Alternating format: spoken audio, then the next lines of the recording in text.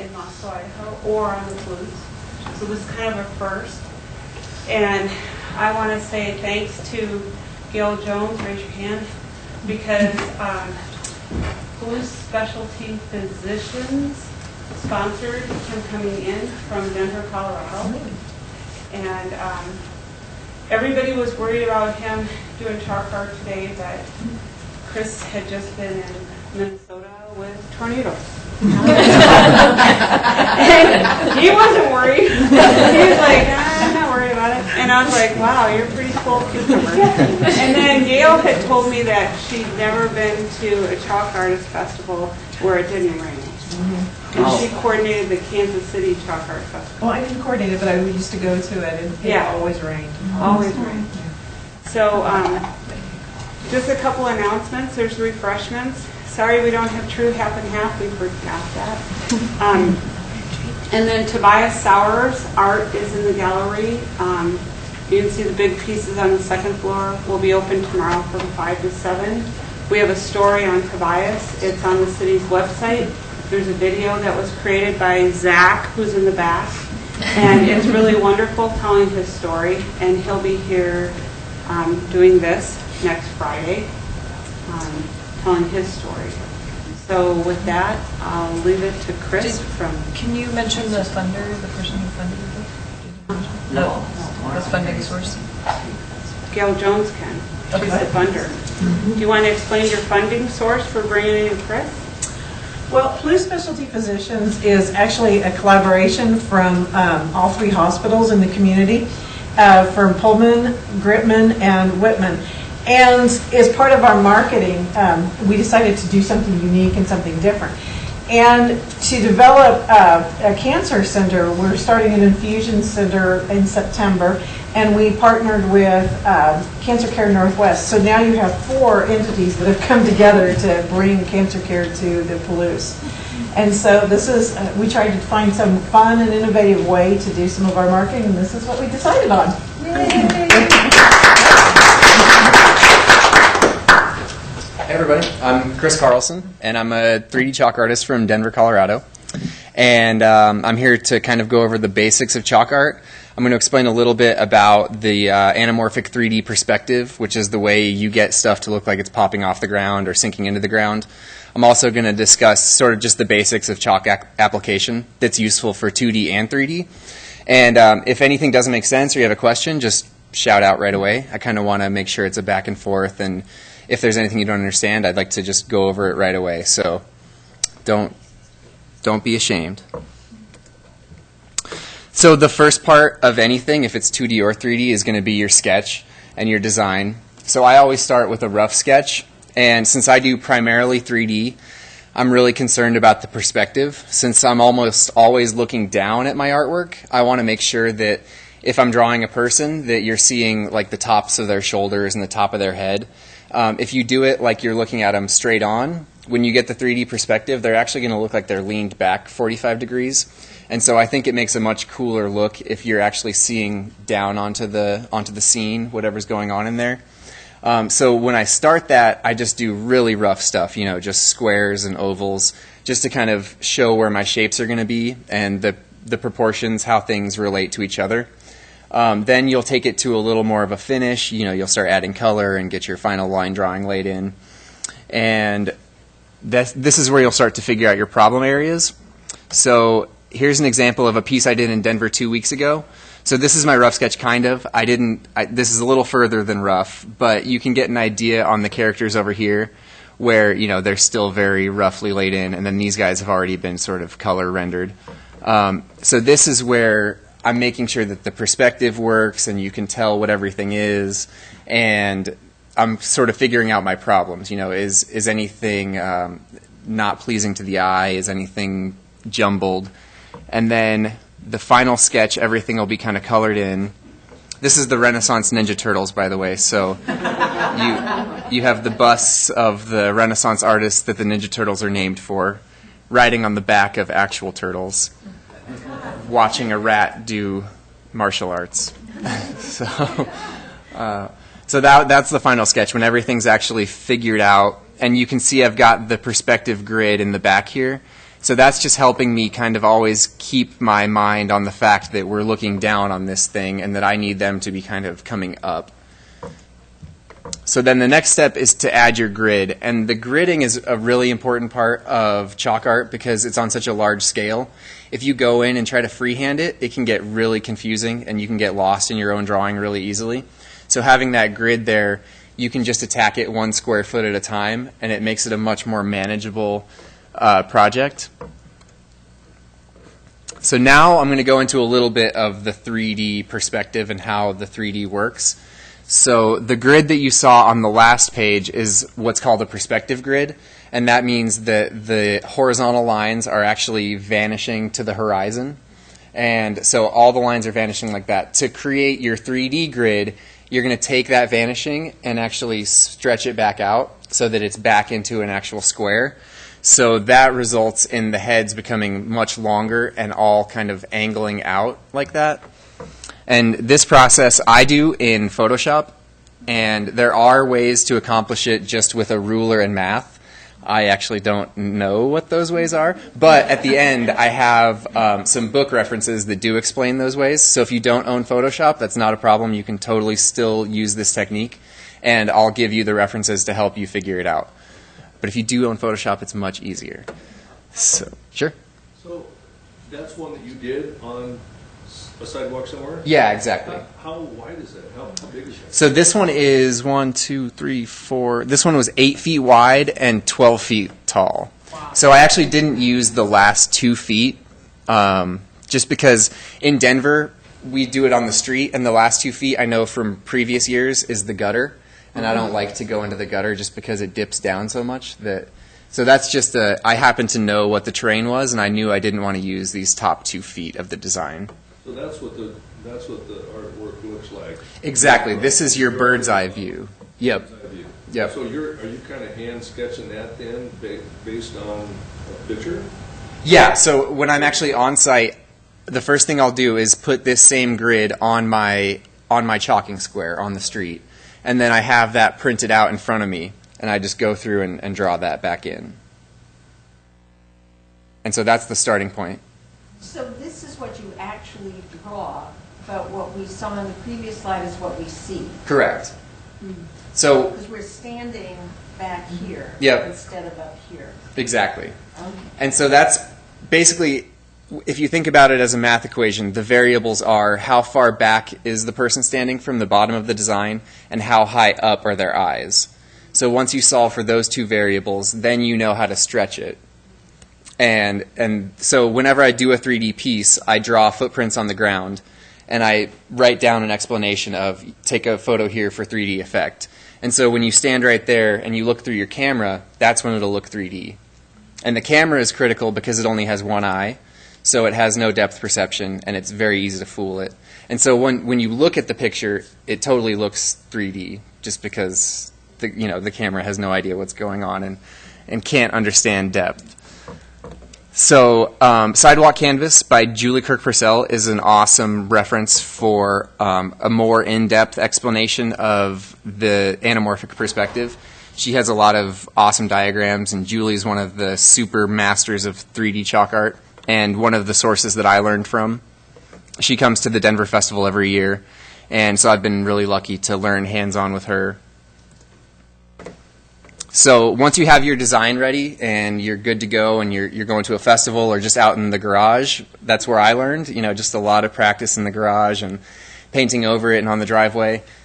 So once you're there, you want to just kind of clean off your area, sweep it. If you have access to a power washer, that's awesome, but totally not necessary. Then you're going to establish the viewing point. That's what we were talking about earlier with the footprints. And that can be anything. It can be 10 feet back. It can be 1 foot back. I usually do about 4 feet back and about 5 feet high, just because that's a nice general height for people. The height is the less important variable. The distance back is more important. So after you've got your viewing point established, I like to use tempera paint as a base coat for my whole drawing. And tempera paint is like the stuff that you'll find in a kindergarten classroom. Super non-toxic and water-soluble, so it washes away just as easily as the paint. But the benefits that it gives you is that it helps the chalk. It has a nice like velvety finish, so it gives the chalk more substance to grab onto. And I use a solid black tempera base, and that allows the colors to really pop out. I find that pastel chalk tends to be in the lighter value range. So if you can give it that nice dark base coat, it'll help everything just look more vibrant and less washed out. And then once you've got your area prepped, you're going to lay down the grid like we were talking about earlier. And for this, I use a snap line. It's like a construction tool. You can get it at Home Depot. And you just pull it out. It'll cover itself in chalk, and then you snap it. It'll make a perfectly straight line for you. You can definitely still do it just by laying down a ruler or anything along those lines. Or another method I've been testing recently is just to lay string out, tape the string down, and then string back and string back. And the benefit to that is that your grid can't be washed away in the rain, let's say, or as you're walking over it and you kind of scuff it up, it can't be scuffed, so it stays there forever. But when you start to go in and add color, you have to kind of move the string and color under it. So there are pros and cons. I don't know how I feel about the string yet. Okay, so this is that same piece. So this is actually on site. So this is on the ground. And I've laid my grid down. It's hard to see. So I was using a string grid here, but these little black things in the background are pieces of tape that are holding down the string that's running back and forth and each way. So I drew in the characters using the grid like we talked about earlier, and then I covered their inside areas with black tempera paint. And so that's going to really help separate them from the concrete, and that's going to really help emphasize the 3D effect. If I didn't have the tempera base, it would still look 3D in the end, but I'd have to work a lot harder to get those dark values. And when you're doing 3D, the dark values are what's really going to sell it, because that's what makes it look like you're actually looking at the shadow side of an object where the light can't reach it. And so that just helps it pop a lot more. So when laying in these line drawings, you can do it kneeling or standing. I currently do it kneeling just because I'm kind of dumb and my knees are still good. But there are a lot of smarter people who do it standing, and all you need is just a long piece of like balsa wood or a selfie stick even, and you just tape your chalk to the end of it, and then you've still got your reference and you're just standing up, laying in your line drawing that way. Because the initial line drawing doesn't need to be extremely precise. You can fix that all later on. You can just get general ideas in the early stages, and it'll save you a lot of back and knee pain. Okay, so then the coloring. And this is the most fun part and the part that chalk is best for. Pastel chalk has amazingly vibrant colors. So with a couple really simple techniques, you can maximize that vibrance. And the most important part is layering. So when you start, so I've got that pure black background that I'm working on, and I start layering my colors dark to light. And so this involves a little bit of planning. You kind of have to have an idea of, I like to have my shadows purple generally. I find that's a really cool shadow color. So I'll start with a dark purple, and I'll lay that on. And then depending on what sort of object you're chalking and what kind of look you're going for, you'll have different colors that you're choosing from. But you're moving up into the lighter value range with each new layer. And as you layer up, you want to let a little bit of the bottom layers show through, because it'll create this really cool like color. I don't know, there's probably a special art term for it. I just call it color vibration, where your eyes are just kind of like seeing these colors right next to each other really closely, and they're like vibrating back and forth, and it's just a really cool effect. So the key is to not overblend. So chalk, the pastel chalk can blend really easily, and that's one of the best things about it. Just with your hand, you lay one color here and one color here, and then just smush them together, and they'll do a perfect gradient kind of effortlessly. But it's a double-edged sword, because sometimes you want to have a little bit of that difference showing through. So it's important to just be aware that you don't want to overblend. You don't want to completely lose your bottom layers, because when they show through, that's when you get really cool color effects and the color vibration that I really try to get. So this is that final piece actually chalked on the ground. And so you can kind of see what I'm talking about with the darks, where I'm letting even a little bit of that black tempera show through in the darkest areas. And that'll save you time, too, trying to go back and get your darkest darks. And then as you move up, like I've got this kind of reflected green glowing light back here. That's actually not even blended in. That's just strokes. It's just cross-hatching of green on top of all the other layers of color that I put in. And this is from the proper viewing point at the proper height through a camera. So if you were on site and you saw it like from the side, it would look much different. You know, the heads are 10 feet long.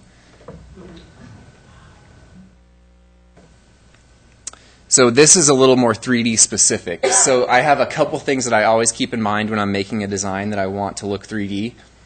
So to emphasize the 3D effect, you want to have overlapping elements. And so that will help the viewer determine which elements are in front of the other. And you can use that to help emphasize an element, push it into the foreground, or if you want to subdue an element and get it into the background, overlapping helps you accomplish that.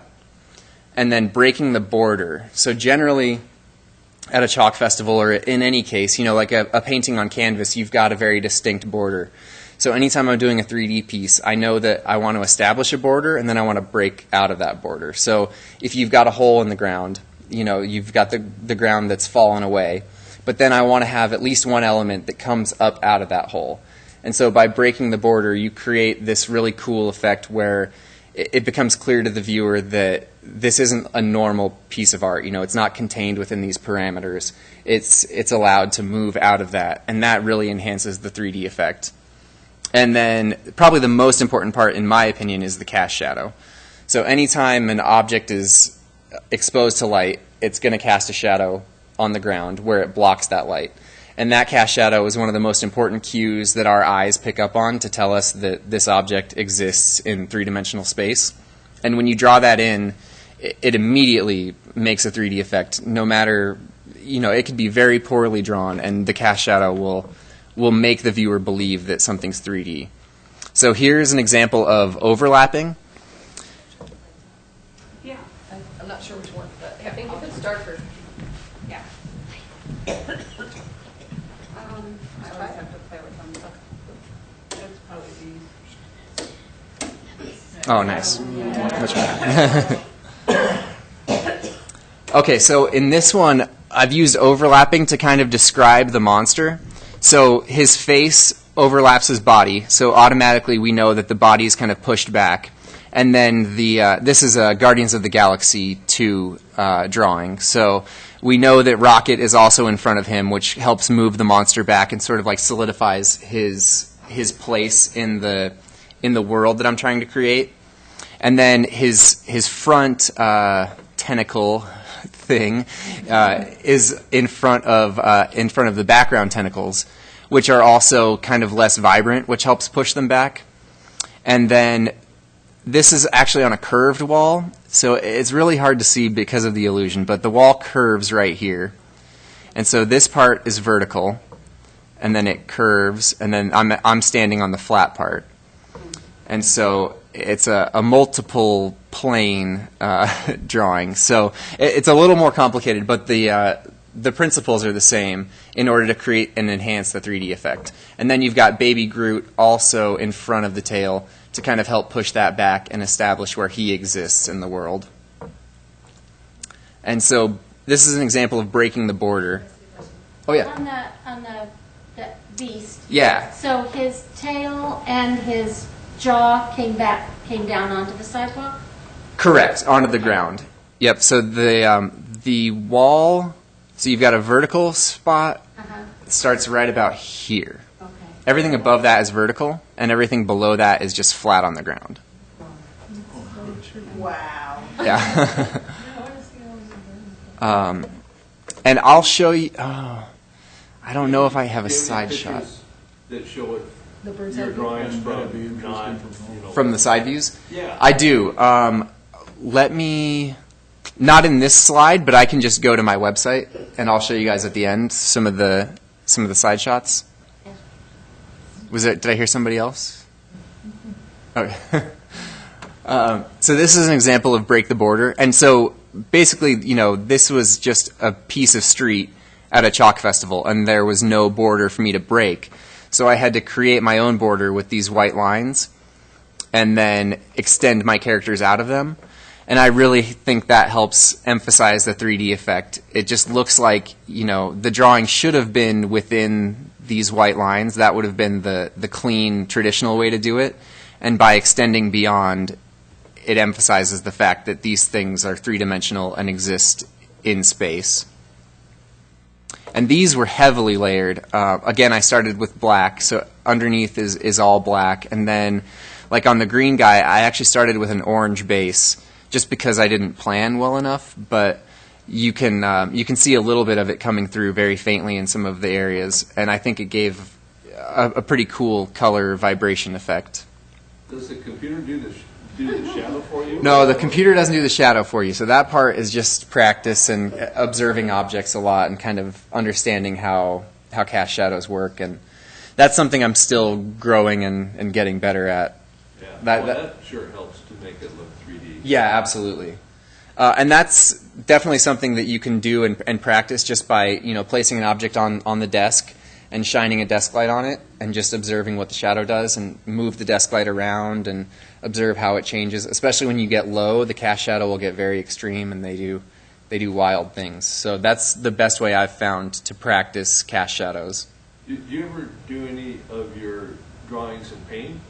Yeah, I paint as well. Oh, have you ever done stuff public, like on sidewalks? Yeah, sometimes corporate clients will want something that's a little more permanent, and so you can use acrylic paint on the sidewalk just in the same way. Yeah, otherwise everything goes away. Yeah, exactly. Yeah, the chalk is great for the festivals, but when you want something more permanent, yeah, acrylic paint is definitely an option. And so this one actually has the break the border element that I was talking about. That's actually the real street line. And so I just chalked straight over that and then added my own line to kind of put him in a box again and then just break out of the box. But in this one, I think his cast shadow is very important to emphasizing the 3D effect. And this is actually Michelangelo's David on the Sistine Chapel ceiling. And then I just threw a Darth Vader helmet on him. And covered him up a little bit, yeah. It's public art, so we had to add some boxers. But yeah, so the cast shadow in this one, even though it's small, it's not a huge part of the painting, it really emphasizes the fact that he's sitting there on a sunny day and he's casting a shadow, and you can see that it's kind of his leg right there and then his arm extending beyond it. And there's an example of the side shot. So that's how distorted it gets. And that's why the grid becomes really important, because when you're down there drawing it, there's no way to make your brain understand that the helmet needs to be 6 feet long in order for it to look right. You won't do it. It would take all day to get the drawing right. So the grid helps keep you in check. And one of the hardest parts, especially if you've been drawing traditionally for a little while, is to let go of the fact that when you're actually down on the drawing, it won't look right. You have to stand up and go to the viewing point before you can get an idea of if you're drawing properly. Like you said, drawing by the grid helps, and do you focus when you're starting specific on each grid piece, like on that one square to do it? Because it's easier if you ignore everything and just draw a curved square. Yeah, to exactly. start with until you understand the perspective. Yep. So I'll usually start at the top, and then I'll just figure out which one square I'm starting in. And then I'll ask myself if the line is close to the half mark or if it's on the left or the right of that, and I'll just go from there. And then where it intersects the next square, and then the next one. And you do just each square grid by itself and just kind of ignore the rest of it to start with, otherwise you can really get off. Exactly, and it just becomes an overwhelming task, and it's like, I should just go home. I don't know what I'm going to do here. So yeah, just one square at a time, and then before you know it, you got a piece. Are you running back to 45 degrees all the time? Like every couple of minutes, every couple of squares? As I get more experience, it's less frequent, but early on it was like draw a line, go back, draw a line, go back. Yeah, so it's a good workout too. Sorry, did you have... No, this is great. I've never seen anything like that. Yeah. Look how fat his arm is, his bicep. Yeah, exactly. So that part's got to get huge. And so basically so the viewing point is just right out here. Right. So the further you get from the viewing point, the more stretched it gets. And it's like an exponential relationship. Sure. So yeah, you can do a 100-foot long piece where it would still give you that same effect, but the helmet would have to be 70 feet long. Right. So, yeah, it gets really crazy. Would you go back to the perspective shot? Of this one? Yeah. Wow. And now go forward. Yeah. Yeah. You'd be lost without the grid. Exactly. Yeah, you could. And actually, when I first learned, I didn't know about the gridding and the Photoshop. So I would I just wanted to learn how to draw a sphere first. I wanted to get the basic shapes down. So I would draw what I thought would look like a sphere, and then I would go back to the viewing point and kind of notice where I was wrong, and then go back and fix it, and back and forth and back and forth. So you can imagine how long it took to lay in drawings. And I couldn't do anything complicated. Like, all the stuff inside the helmet would just be impossible. So I was just trying to do, like a basketball sitting on the ground and then add a cast shadow to it. And for anyone who wants to start and learn this, I would absolutely still recommend that technique.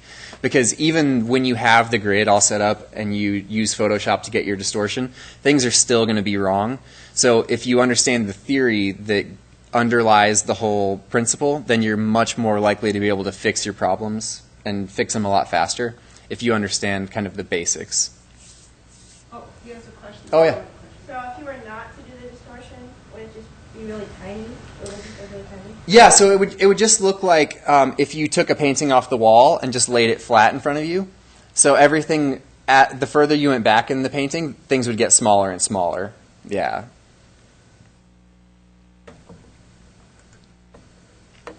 Okay, and then the last part, you've done your grid, you've laid in your drawing, you got it colored nicely. It's going to go away pretty soon, so you want to make sure you get some really nice photos of it. So you want to clean up your excess grid lines. Any areas that you haven't covered in chalk, you're going to want to clean those off. I do it with a wet rag a lot of the time. Sometimes it'll get really in the grout. I keep paintbrushes for that, or even old toothbrushes, and you just get them wet, kind of scrub it away. You'll a lot of times have leaves kind of blowing into the artwork. I try to pick those off the piece, and that's such a futile battle, but I still do it. Yeah, exactly. And then for the 3D stuff, it's really important that you want to get that correct viewing point to get the 3D photo, that you've been working for this whole time.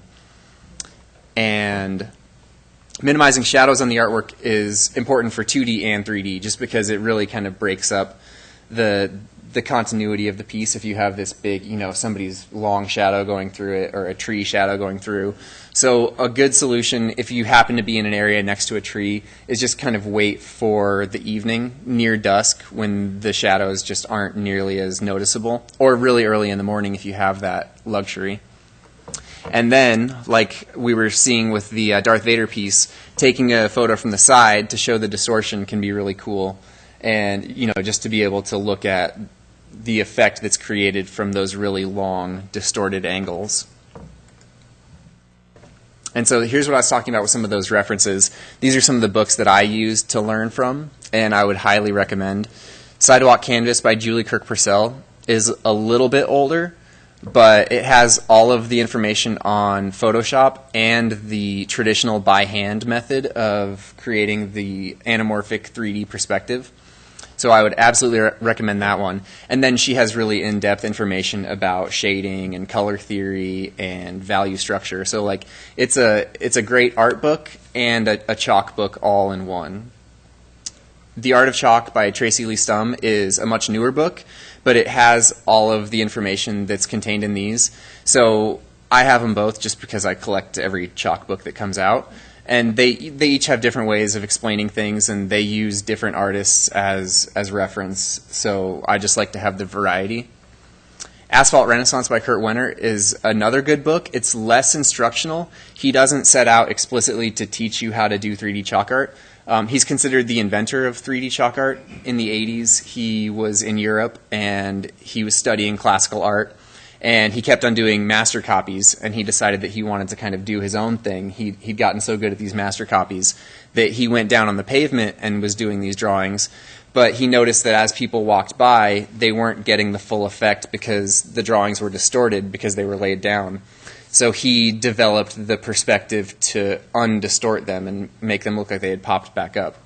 So he's essentially the inventor of this. That was in the 80s, and he's a super genius, but his book doesn't explicitly teach you how to do it. I got the book to kind of just look at his pictures and see if I could figure out different things that he was doing to make him look so cool. But it has amazing pictures, and his story is awesome, and I would still recommend it just as a really cool art resource. So that's the end of the slides that I have, but I can show you guys my website and just some more pieces if you're interested. Okay.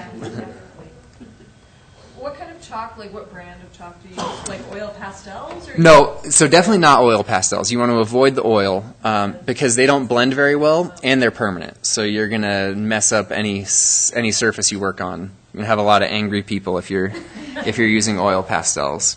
So how long do they last? A chalk painting will last without heavy rain or heavy foot traffic for a month even. It'll fade a little bit and it'll become sort of a ghost image of what it once was, but they can stay for a long while, especially if you've been blending and really getting the chalk into the crevices of the surface. They can hang around for a while. Chris, do you have your chalk with you? You can show. Yeah, I do. Just one second.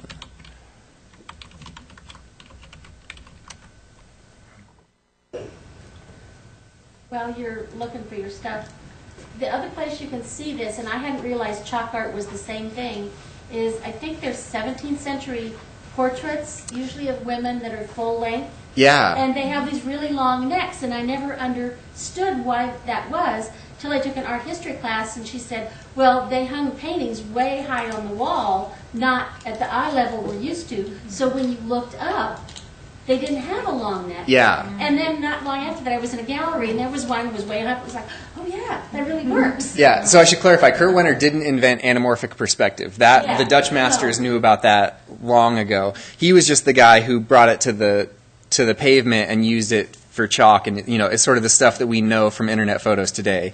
But yeah, absolutely, the old masters knew about anamorphic perspective, and the Sistine Chapel actually uses a lot of that as well. Okay. And the David is out of proportion also. Yep. Because you're looking at it from down below, it's quite big. Yeah, exactly. You're looking up on it. Oh, okay. So this is what I did last weekend in Minnesota where the tornado came through. So on Sunday, I started at 4:30 in the morning so that I could get this photo by 9 a.m. And then the tornado came through at 9:30.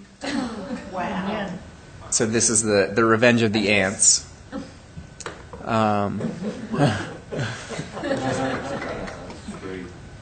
how much of it got blown away in the tornado? Like all of it? So I covered it. You can see my tarp right here. And I covered it up and just triple taped it down. And actually, it survived really well. The tornado didn't come right through Main Street. We just had hail and really heavy rain.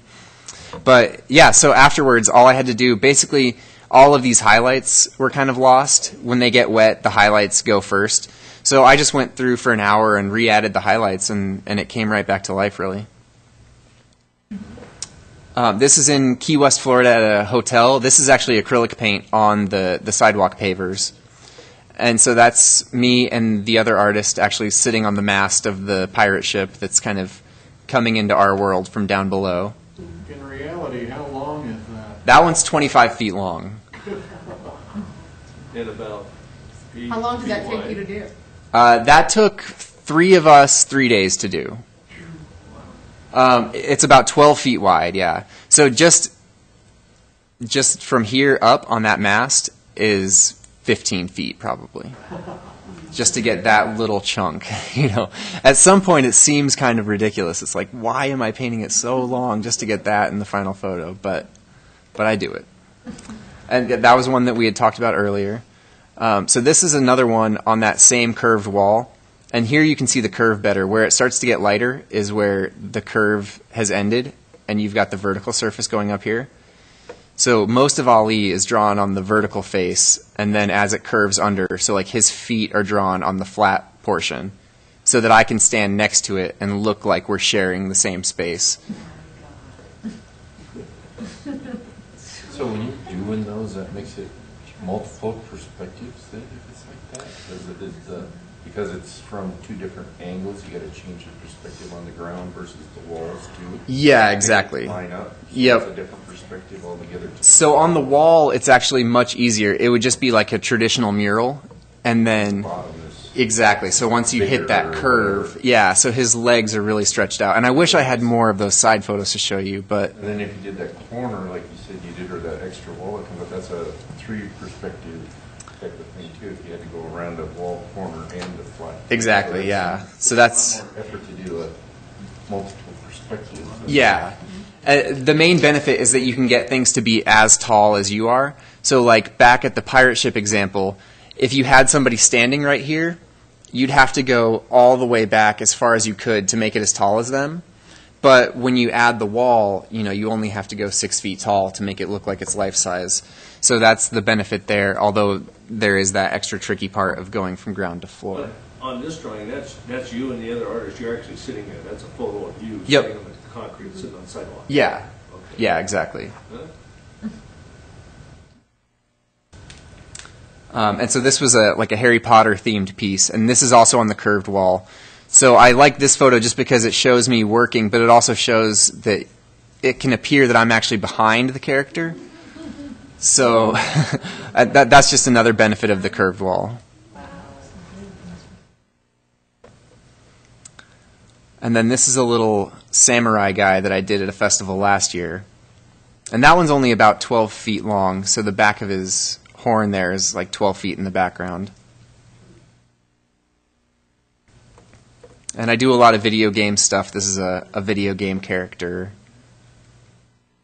And this is the Jaws picture that was in the paper. And this was for the Star Wars, or Star Trek. Oh. You don't want to make that mistake. Exactly, yeah. For the Star Trek release last year. And this is also on the curved wall. So when people came up, they could pose like they were actually standing on the bridge of the ship, kind of looking out the window into these attacking ships. Beauty and the Beast. This is on the ground in my garage, so you don't need to have a great spot outside to do it. In Denver, our winters are not very accommodating for chalk art, so I spend a lot of time in the garage or the basement doing these things. Is that on paper? Or is that That's on masonite board, just with the rough side flipped up. Particle board works really well too, and it's like $8 a sheet, so I would recommend particle board. And then it's just flat black house paint. So the whole setup costs $30 probably. And then you can reuse it over and over. So when that piece is finished, I just roll back over it with black house paint and just do the next piece.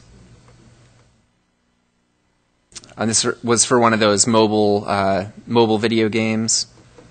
And a good example of breaking the border, I created this false border with the stones and then made his head rise above it, and it helps kind of push him forward, I feel like. So yeah, that's the gist of it. There's the Darth Vader again to end on.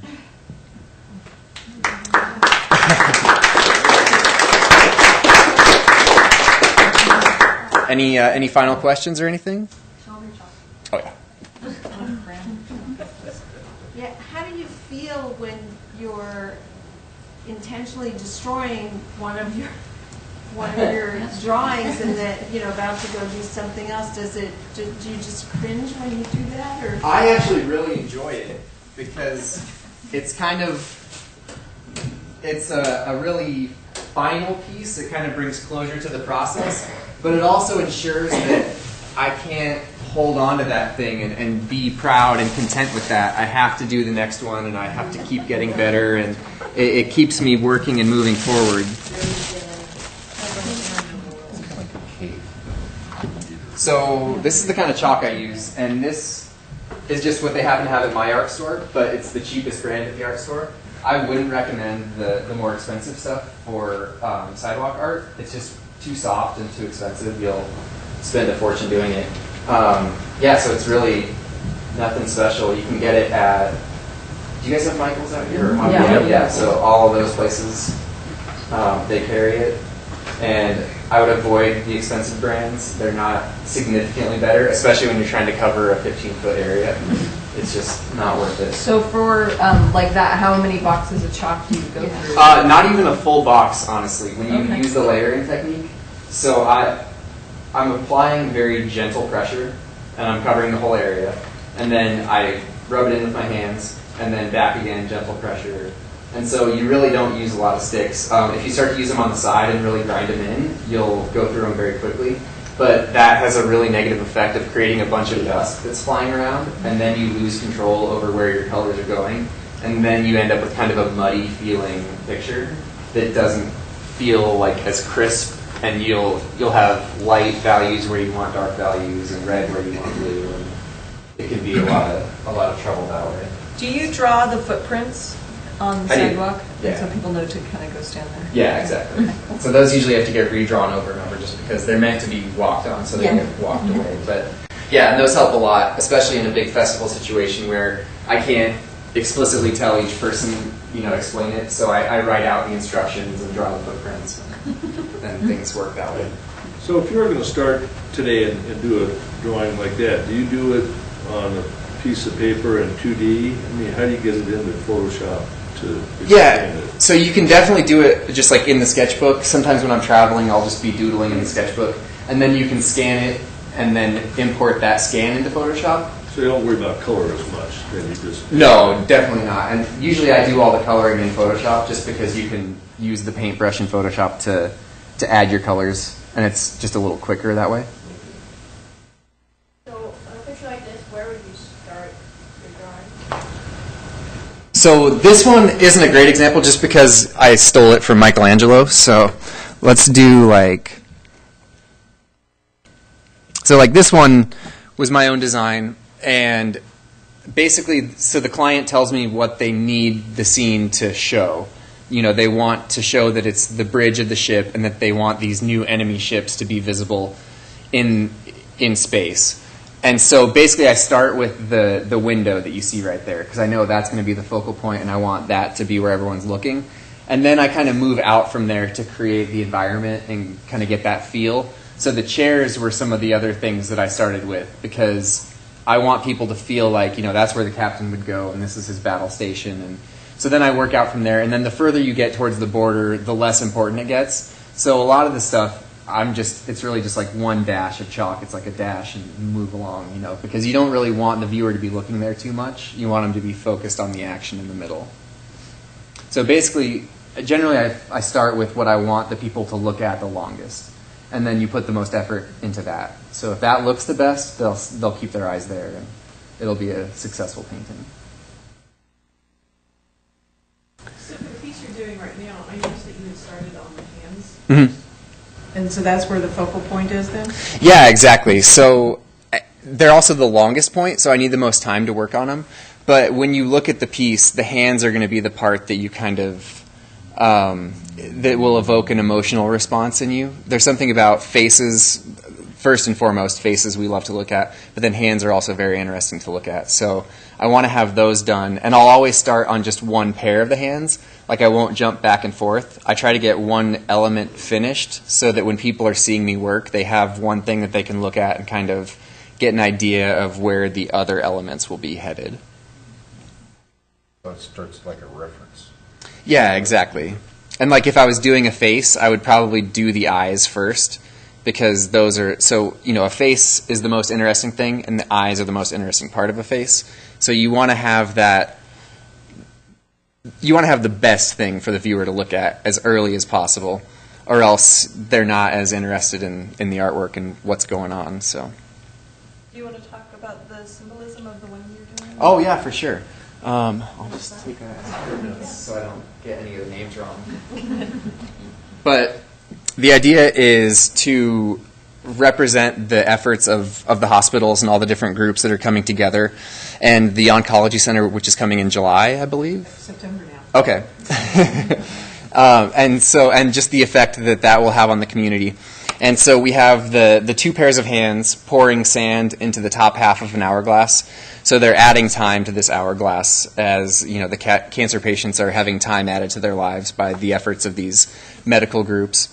And the two sets of hands is representing a community effort in this health endeavor. The sand that's being held in the hands is actually heart-shaped, and that was actually a really happy accident. My wife was helping me shoot the reference photos, and so we had our hands full of sand, dumping them into a bucket, and the sand in her hand just made a heart, so I just ran with that. And the hands are wearing wristbands, sort of like a Livestrong wristband. One with a lion's head, which represents strength, which is vital in the recovery process, and one with a swallow, which is the symbol of hope, also a vital element in the healing process. So the heart for love, the lion for strength, and the swallow for hope all combine to create better outcomes for cancer patients. So was that your design? Yeah. Yeah. Do museums ever express interest in your art or in this type of art? Not to me expressly yet, but there are a few museums in Asia that all focus on the optical illusion type stuff. So like the stuff on the walls and on the floors. So yeah, there are a few really cool optical illusion museums. They call them trick eye museums. I've only heard of them in Asia, but it's definitely expanding, and corporations are getting into it, and so it's a really exciting, expanding area. How did you get? No, go ahead. How did you get into it, Chris? And how long have you been doing chalk art? I've been doing chalk art for about 6 years. I've been learning to draw and paint for probably 8 years now. I actually went to business school. I was going to be a stockbroker, and then I bailed on that. But when I saw 3D chalk art online, I just was instantly fascinated, and that's when I started looking for those books. And the ones that I was telling you about were some of the first references that I found. And other than that, I was just Google searching 3D chalk art every day, and every picture I could find, I would just try to break it down and figure out, what was going on. And whenever I could find a picture from the wrong angle, I would try to figure out, how that worked and how it all came together. And then I've just been obsessed with it ever since. So what do you ever erase? Yeah. So how do you erase? erasing, I just use a wet rag. And you just, rub on the line you don't want anymore, and it'll fade away. Some surfaces are harder to erase, and it's a good idea to have multiple rags because you'll destroy them pretty easily. But yeah, it's really not that hard to erase. In the drawing portion, so when you're just working with lines, that's the most important time to make sure you're right. So I do a lot of erasing there. Once you're coloring, you don't really need to erase as much, because if you put a color in an area you don't want, you can just cover over it with the color you do want, and the old color will kind of fade to the background. So you don't have to explicitly erase while you're coloring. I noticed you said you use in your garage, the backside of masonite. Is it pretty essential to have that little textured surface? Yeah, exactly. One of the biggest problems with chalk is that it won't grab to a smooth surface. So yeah, you definitely want the roughness. Too smooth is bad. You won't be able to get the blending and the cool color effects that you probably want out of chalk. So when you're doing the sidewalk art, are there certain pavements and certain surfaces that are better than others? Yeah, fresh asphalt is the best. Just because it already has that dark color and it's kind of soft and it just grabs the chalk so well. And then after that, the only thing you really want to avoid is anything that's sealed or super smooth. So if you have like a sealed cement, it'll just repel the chalk. You'll never be able to get any good coverage on that. Paving stones are a little bit of a pain just because you have so many mortar creases. It'll kind of break up the effect, but you can still definitely chalk on those. So sometimes do you use the pavement if it's got cracks and different lines in it? Do you use that as part of your art then? Yeah, absolutely. That's one of the cooler things to do if you're doing the whole illusion, which is a very popular 3D illusion. If you can incorporate the real cracks, it just adds believability, because cracks are actually really hard to draw for some reason, just because they're so organic, and the way they form is really hard to replicate for whatever reason. So if you have an actual crack there, I always try to use it. Take credit for it. Have you ever done anything where you're standing and looking up on a wall? Or, I mean, is it always pretty much 45 degrees down? Is that? For me, it has always been down, but the exact same principles would work if you're looking up at it. I have done stuff where if the painting was on this wall, I could have like an arm reaching out of the wall when you view it from right here, And that would be the exact same principles that we were talking about before. So how would it look So it would look crazy stretched out that way. if I was looking at it this way? Yeah, yeah, exactly. So for you there, it would look crazy stretched out. For me, it would just look like it's reaching out this way. Anything else? Should we do another round of applause? Yeah.